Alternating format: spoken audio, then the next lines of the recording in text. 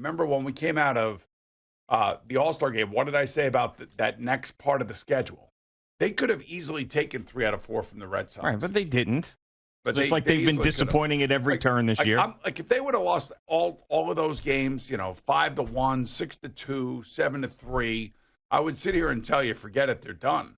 But what I have seen since that trip they took to Seattle and then to Houston, even though they had that bad meltdown in that last game against Houston, they have come out and they have played really good baseball. They've dug themselves too big of a hole where you playing good baseball thing doesn't really fly. I know, but the point being is and really it comes down to 2 games.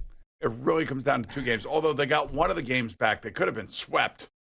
If you want to look at it the other way, they could have been swept had they not come back in Game 3 of this last series. But I don't know. I just feel like they're the Yankees. They're 3.5 out in the wild card.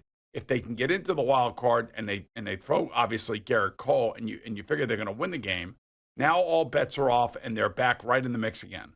That's how close this thing is. I know that you wake up this morning after these losses and you say to yourself, okay, how are we going to change this symptom that we have had, it feels like, throughout the season? And I don't know how you can change it unless you get other players in here doing those roles.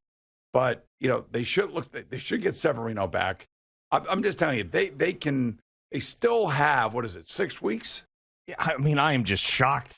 As you watching this team, I'm shocked because I am declaring. I know, because I've heard it. I've heard it all. I've listened to the station all weekend. I know, and you're trying to go against it. You're like deliberately going against it. I'm just trying to find a silver lining, which I know is almost impossible, and I know it's hard for people to believe.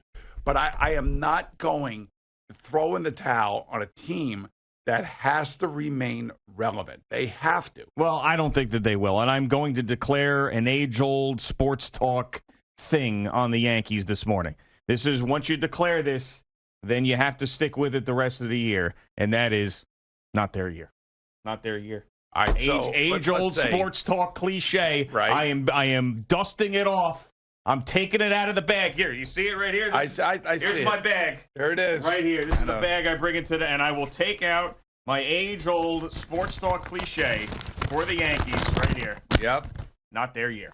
Not their year. And when I say it's not their year, I mean that things like this are going to continue to happen, to happen. Injuries, COVID, issues, all sorts of crap.